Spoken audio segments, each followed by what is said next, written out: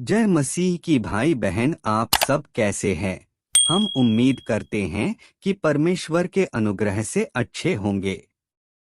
सबसे पहले सर्वशक्तिमान परमेश्वर के कार्य को स्वीकार करने वाले सभी भाइयों और बहनों को बधाई हो। ईश्वर आप सभी को आशीर्वाद दें। परमेश्वर के पूर्व निर्धारण और हमें चुनने के लिए परमेश्वर को धन्यवाद करते हैं कि हमें परमेश्वर की आवाज सुनने और प्रभु यीशु की वापसी का स्वागत करने का सौभाग्य मिला है। मुझे बहुत खुशी है कि आज आपको प्रशिक्षण समूह में शामिल होने के लिए आमंत्रित किया गया है। इस समूह में सभी भाई बहन हैं जो सत्य के अधिक प्यासे हैं और परमेश्वर के प्रेम को चुकाना चाहते हैं और परमेश्वर के लिए अधिक खर्च करना चाहते हैं। यह परमेश्वर द्वारा बहुत प्रशंसा की जाती है। हालांकि कुछ भाई बहनों को हर तरह की चिंताएं होती हैं क्योंकि वे सच्चाई को नहीं समझते हैं। तो चिंता मत करो। निम्नलिखित प्रशिक्षण के माध्यम से सभी को सच्चाई के अधिक पहलुओं की गहरी समझ होगी, अपने कर्तव्य को कैसे करना है और अधिक अच्छे कार्यों के लिए तैयार करना होगा। परमेश्वर का शुक्र है। ईश्वर हमें एक साथ और अधिक सत्य समझने के लिए प्रेरित करे। सीखने से पहले मैं आपको एक कहानी बताना चाहता हूँ। एक बार की बात है, दो बच्चे थे।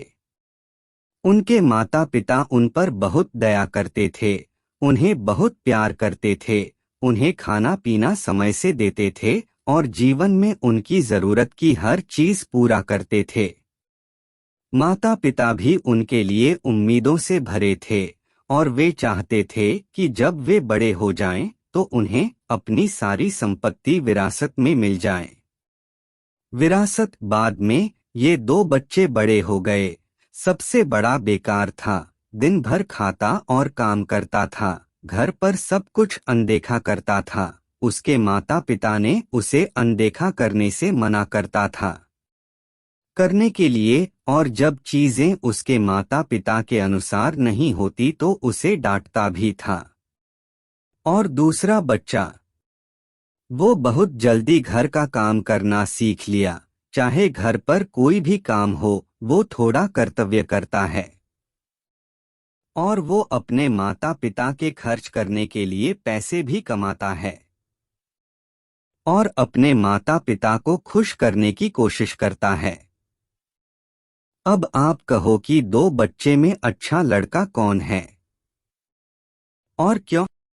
यदि आप माता पिता हैं तो आप अपनी संपत्ति का उत्तराधिकारी किसे चुनते हैं? पहला, वो जो सबसे बड़ा अच्छा लड़का है, जवान ऐसा हो माता पिता हमारा साथ दें।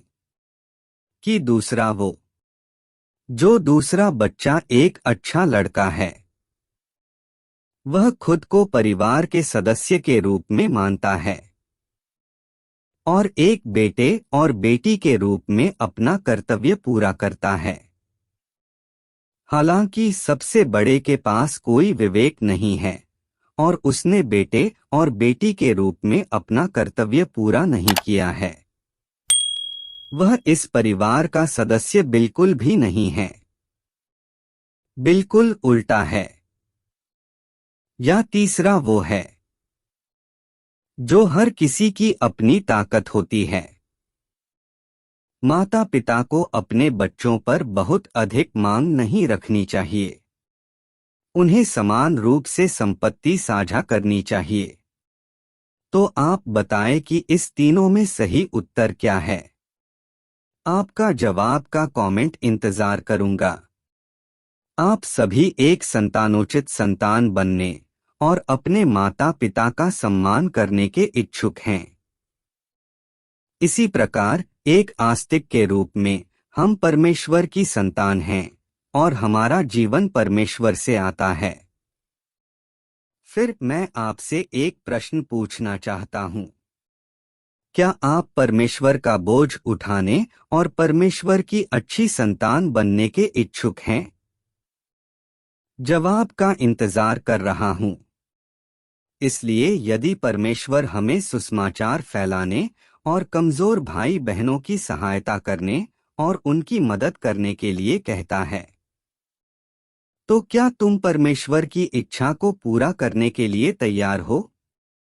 परमेश्वर का धन्यवाद, हम सब परमेश्वर का बोझ उठाने को तैयार हैं और यह अपना कर्तव्य निभाना है। भाइयों और बहनों, सबसे पहले आइए हम इस तरह के एक प्रश्न की तलाश करें, कर्तव्य क्या है? इस प्रश्न के साथ आइए कुछ अंशों को एक साथ पढ़ें। और अपना कर्तव्य निभाने का क्या मतलब है? ईश्वर हर किसी को कुछ न कुछ देता है और हर किसी पर उसकी आवश्यकताएं होती हैं। जिस दिन से आप पैदा हुए थे, उसी दिन से परमेश्वर ने आपको उपहार और कौशल दिए हैं, जिन्हें आप परमेश्वर के परिवार में आने के बाद अमल में लाएंगे। यह एक सौंपना है और यह आपका कर्तव्य है। यदि आप सत्य की तलाश नहीं करते हैं और ईश्वर की इच्छा की परवाह नहीं करते हैं, यदि आपने प्रयास नहीं किया है, तो आपका यह जीवन विफल हो गया है। आप एक व्यक्ति होने में विफल रहे हैं। आपने अपना कर्तव्य पूरा नहीं किया है या जिसे परमेश्वर ने आपको सौंपा है, और आपका यह अवतार व्यर्थ है। यदि इस जीवन ने किसी उद्देश्य की पूर्ति नहीं की है, तो क्या आप व्यर्थ नहीं आए हैं? क्या तुम्हारा जीवन व्यर्थ नहीं गया है? आमीन। परमेश्वर के वचनों और संगति से हम समझते हैं, कर्तव्य क्या है? मनुष्य के लिए परमेश्वर की अपेक्षाएं, मनुष्य को परमेश्वर का सौंपना, वे उत्तरदायित्व और दायित्व जिन्हें मनुष्य को पूरा करना चाहिए। और मनुष्य को क्या करना चाहिए, यह मनुष्य का कर्तव्य है।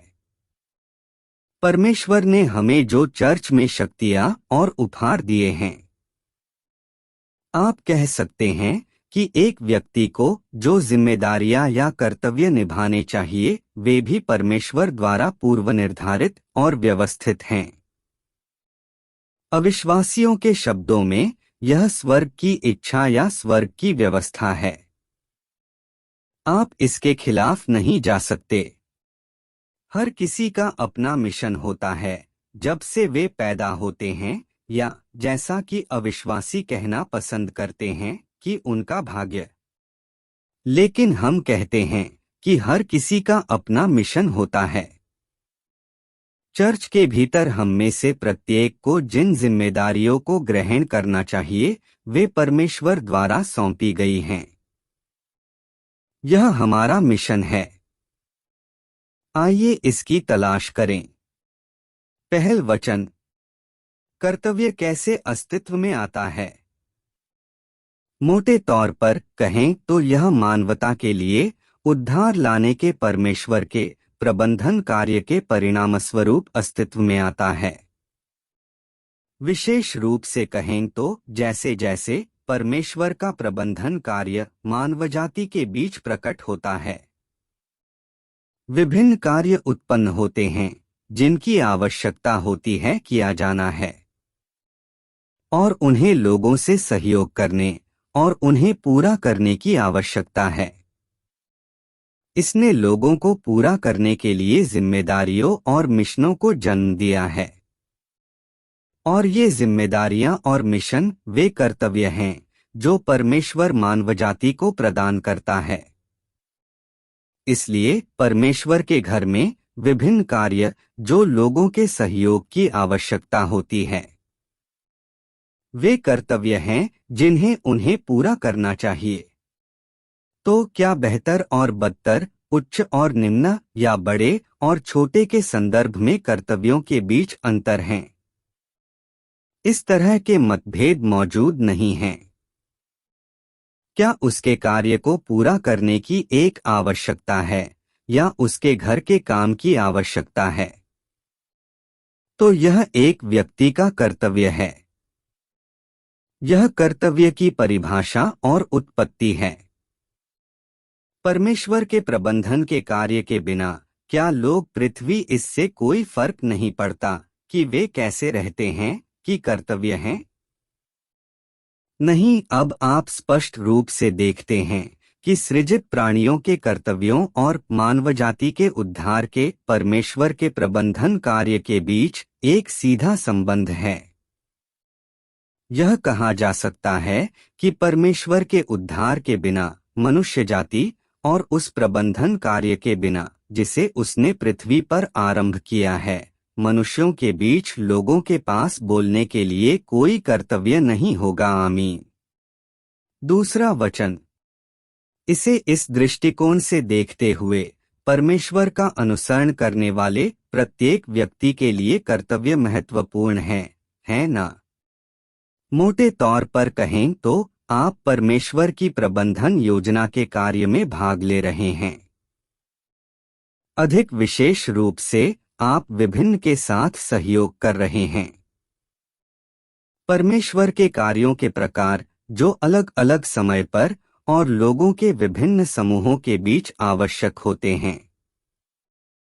चाहे आपका कर्तव्य कुछ भी हो, यह एक ऐसा मिशन है जो परमेश्वर ने आपको दिया है।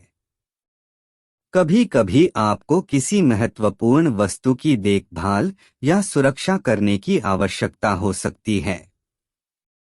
तुलनात्मक रूप से तुच्छ मामला जिसे केवल आपकी जिम्मेदारी कहा जा सकता है, लेकिन यह एक ऐसा कार्य है जो परमेश्वर ने आपको दिया है, आपने इसे उनसे प्राप्त किया है।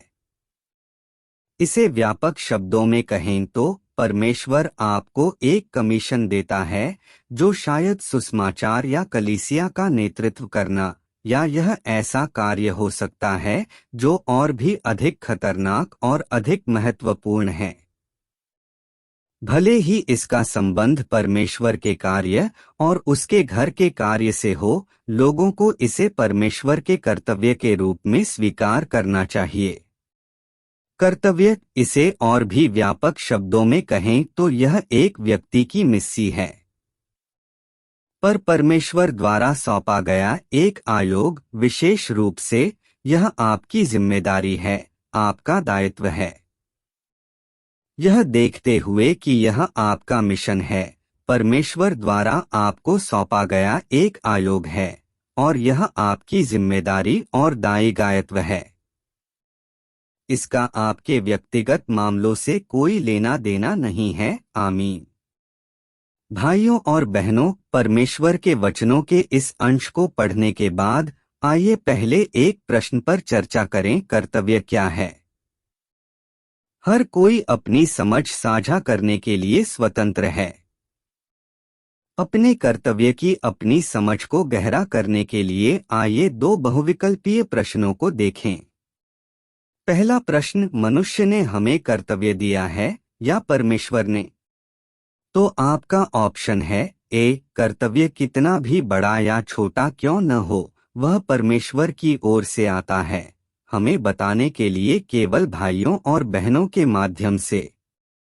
ऑप्शन बी, भाई बहन हमें कर्तव्य देते हैं, मुझे कुछ करने दो। ऑप्शन सी, मुझे यकीन नहीं है, दोनों मुझे लगता है। दूसरा प्रश्न है, कर्तव्य कैसे अस्तित्व में आता है?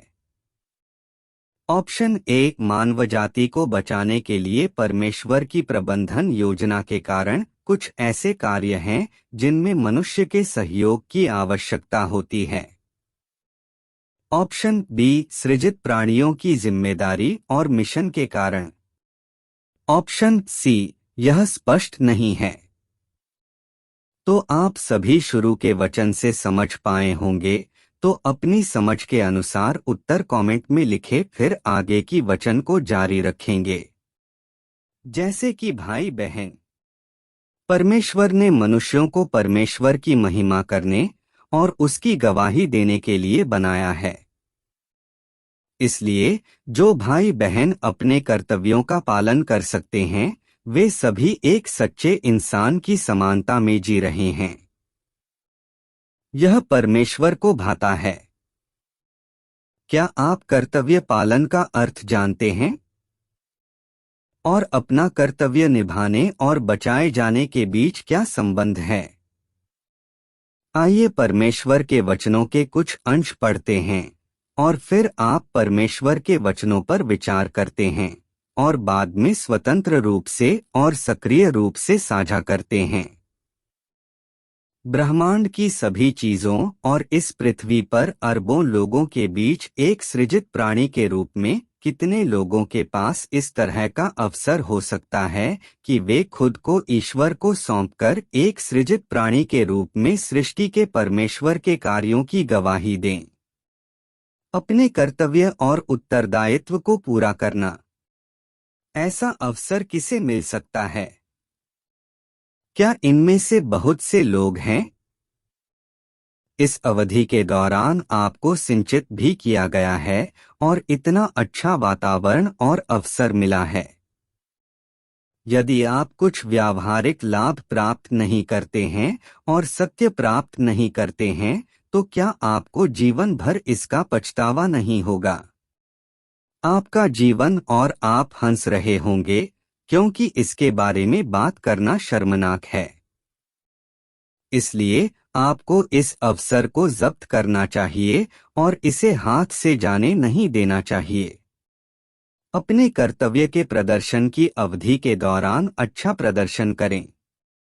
सत्य प्राप्त करना सबसे मूल्यवान चीज है और जीवन का सबसे सार्थक हिस्सा। सारी सृष्टि में एक भी व्यक्ति या लोगों का एक समूह यहाँ आपसे अधिक धन्य नहीं है। वे दूसरे किस लिए जीते हैं? वे पुनर्जन्म के लिए जीते हैं, इस धरती के उत्साह के लिए। किस लिए क्या तुम जीते हो?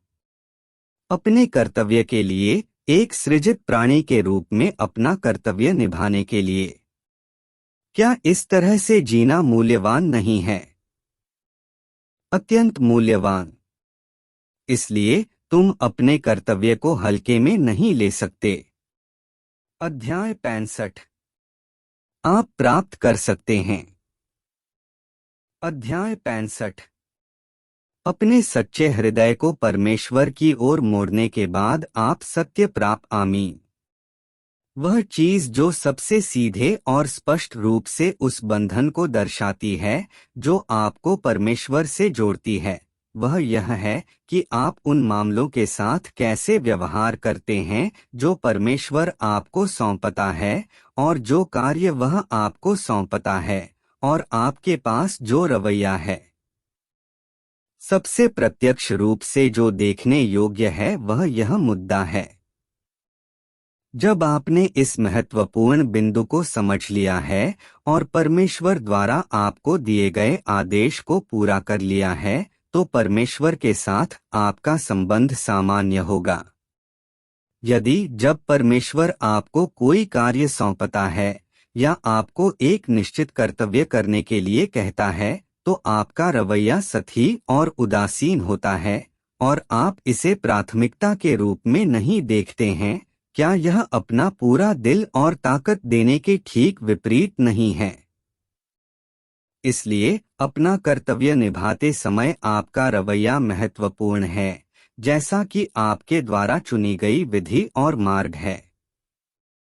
आपका कर्तव्य सावधानी पूर्वक और लापरवाही से और इसे हल्के में लेना। यह तुम्हारे कर्तव्य का खराब प्रदर्शन है, भले ही तुम इसे अच्छी तरह से करने में सक्षम हो। तुम्हारा प्रदर्शन मानक के अनुरूप नहीं होगा और परमेश्वर तुम्हारे प्रति तुम्हारे रवैये से संतुष्ट नहीं होगा।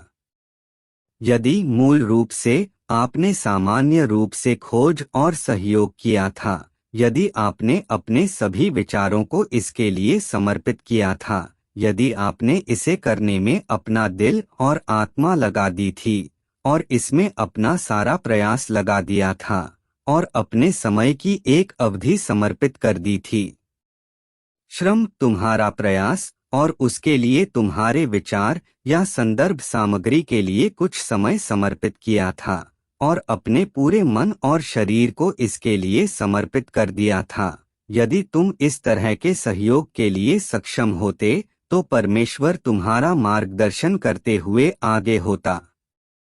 आपको अधिक ताकत लगाने की आवश्यकता नहीं है। जब आप सहयोग करने में कोई कसर नहीं छोड़ेंगे, तो परमेश्वर ने आपके लिए पहले से ही सब कुछ व्यवस्थित कर दिया होगा। यदि आप चतुर और विश्वासघाती हैं और आधे रास्ते में ही आपका हृदय परिवर्तन हो जाता है और आप भटक जाते हैं, तब परमेश्वर आप में कोई दिलचस्पी नहीं दिखाएगा। आप इस अवसर को खो चुके होंगे और परमेश्वर कहेगा, तुम बहुत अच्छे नहीं हो, तुम बेकार हो। एक तरफ खड़े हो जाओ। तुम्हें आलसी होना पसंद है, न तुम्हें धोखेबाज होना पसंद है, और चालाक क्या तुम्हें नहीं है? तुम्हें आराम करना पसंद है। ठीक है, तो आराम करो। परमेश्वर यह अनुग्रह किसी अगले व्यक्ति को दे देगा। क्या कहते हैं, यह हार है या जीत? यह एक बहुत बड़ा नुकसान है। आमीन। सर्वशक्तिमान परमेश्वर कहता है, परमेश्वर के वचनों को खाना और पीना, प्रार्थना का अभ्यास करना, परमेश्वर के बोझ को स्वीकार करना और उसे स्वीकार करना जो उसने तुम्हें सौंपा है, ये सब मार्ग को प्राप्त करने के उद्देश्य से हैं। परमेश्वर द्वारा सौंपा गया जितना अधिक बोझ तुम्हारे ऊपर होगा, तुम्हारे लिए उसके द्वारा पूर्ण बनाया जाना उतना ही आसान होगा। कुछ लोग परमेश्वर की सेवा में दूसरों के साथ समन्वय करने के इच्छुक नहीं होते, तब भी नहीं जबकि वे बुलाए जाते हैं। ये आलसी लोग केवल आराम का सुख उठाने के इच्छुक होते हैं। तुमसे जितना अधिक दूसरों के साथ समन्वय करने का आग्रह किया जाएगा, तुम उतना ही अधिक अनुभव प्राप्त करोगे। तुम्हारे पास अधिक बोझ होने के कारण तुम अधिक अनुभव करोगे, तुम्हारे पास पूर्ण बनाए जाने का अधिक मौका होगा।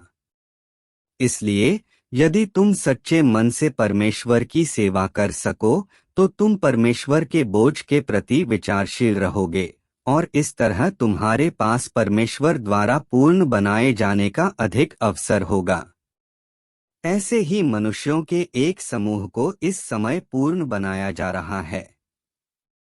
पवित्र आत्मा जितना अधिक तुम्हें स्पर्श करेगा, तुम उतने ही अधिक परमेश्वर के बोझ के लिए विचारशील रहने के प्रति समर्पित होगे। तुम्हें परमेश्वर द्वारा उतना अधिक पूर्ण बनाया जाएगा, तुम्हें उसके द्वारा उतना अधिक प्राप्त किया जाएगा और अंत में तुम ऐसे व्यक्ति बन जाओगे जिसे परमेश्वर द्वारा प्रयुक्त किया जाता है। पूर्णता प्राप्त करने के लिए परमेश्वर की इच्छा को ध्यान में रखो। आमीन। सर्वशक्तिमान परमेश्वर कहता है, यदि तुम परमेश्वर द्वारा पूर्ण बनाए जाने के अवसर को नहीं ढूंढते हो और यदि तुम पूर्णता की अपनी खोज में बाकियों से आगे रहने का प्रयास नहीं करोगे, तो तुम अंततः पछताओगे। यह समय ही पूर्ण बनाए जाने का श्रेष्ठ अवसर है। यह बहुत ही अच्छा समय है। यदि तुम गंभीरता पूर्वक परमेश्वर द्वारा पूर्ण बनाए जाने की कोशिश नहीं करोगे, तो उसका काम पूरा हो जाने पर बहुत देर हो जाएगी, तुम अवसर से चूक जाओगे। तुम्हारी अभिलाषा कितनी भी बड़ी हो, यदि परमेश्वर ने काम करना बंद कर दिया है, तो फिर तुम चाहे कितने भी प्रयास कर लो, तुम कभी भी पूर्णता हासिल नहीं कर पाओगे। जब पवित्र आत्मा अपना महान कार्य कर रहा हो, तो तुम्हें इस अवसर को हथिया लेना चाहिए और सहयोग करना चाहिए। यदि तुम इस अवसर को गवा दोगे, तो फिर चाहे कितने भी प्रयास कर लो, तुम्हें दूसरा अवसर नहीं दिया जाएगा। पूर्णता प्राप्त करने के लिए परमेश्वर की इच्छा को ध्यान में रखो। आमीन। भाइयों और बहनों, परमेश्वर के वचनों को पढ़ने के बाद क्या आपके पास साझा करने के लिए इच्छुक है? यदि हाँ, तो कमेंट समझ लिखे। भाइयों और बहनों, परमेश्वर के वचनों को पढ़कर क्या आपको खुशी की अनुभूति होती है? जब भी मैं परमेश्वर के इन वचनों को देखता हूँ, तो मुझे बहुत खुशी होती है। क्योंकि मैं अभी भी कर्तव्य निभाने वालों की श्रेणी में हूँ।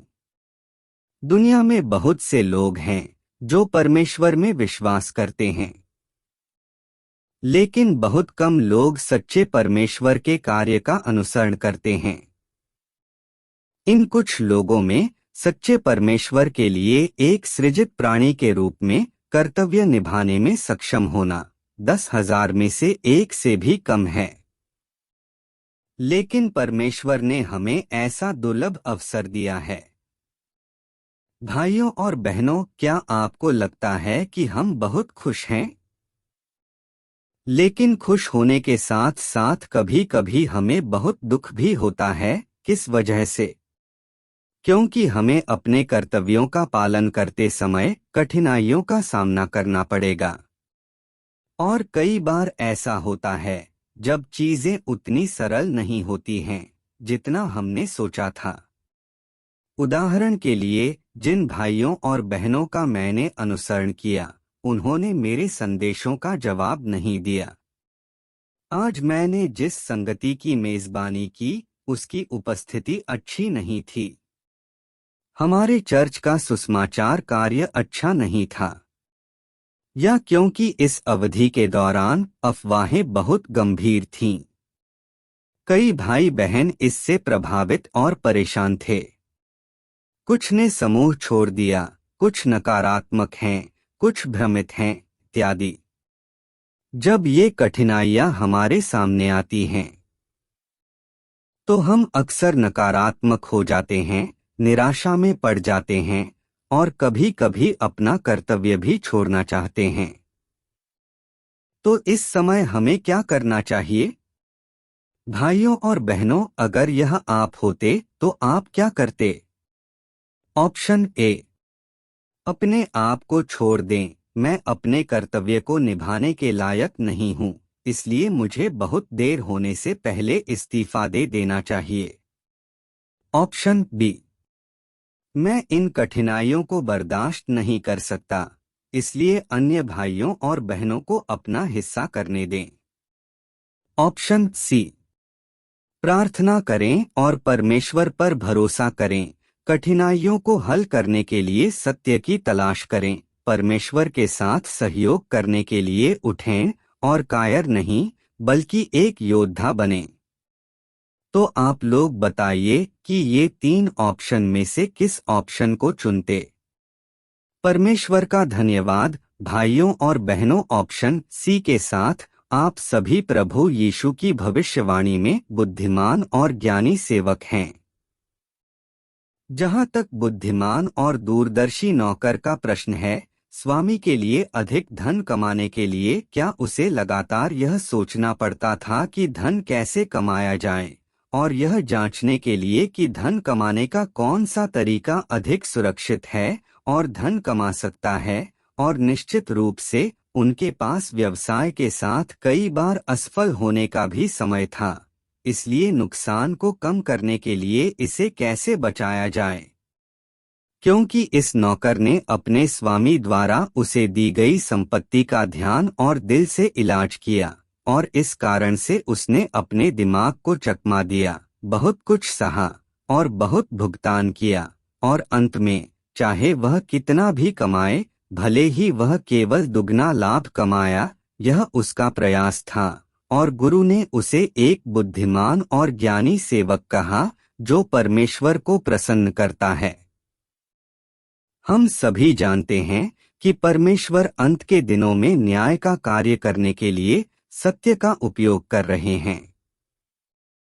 केवल जितना अधिक हम सत्य को समझते हैं और जितना अधिक हम अपने जीवन में सत्य का अभ्यास करते हैं, उतना ही अधिक हमारे भ्रष्ट स्वभाव को बदला जा सकता है, ताकि हम पूरी तरह से बचाए जा सकें। भाइयों और बहनों, क्या अब आप जानते हैं कि मैं ऐसा क्यों कहता हूं कि हमारे भाई बहन जो अपना कर्तव्य निभाते हैं, वे खुश और धन्य हैं? परमेश्वर हमारे कदकाठी और प्रत्येक व्यक्ति की पृष्ठभूमि को जानता है। इसलिए परमेश्वर हमसे वह चाहता है जो हम कर सकते हैं। वह करें और जितना हम कर सकते हैं उतना करें। अब हम देखते हैं कि लगभग सभी भाई बहन परमेश्वर को संतुष्ट करने के लिए अपना कर्तव्य निभाने का प्रयास कर रहे हैं। आमीन। आज का वचन को यहीं पर समाप्त करते हैं। अगर आप हमारे चैनल पर नए हैं तो चैनल को सब्सक्राइब करके घंटी को दबा दें ताकि जो भी वचन आए सबसे पहले आप तक पहुंच सके। धन्यवाद।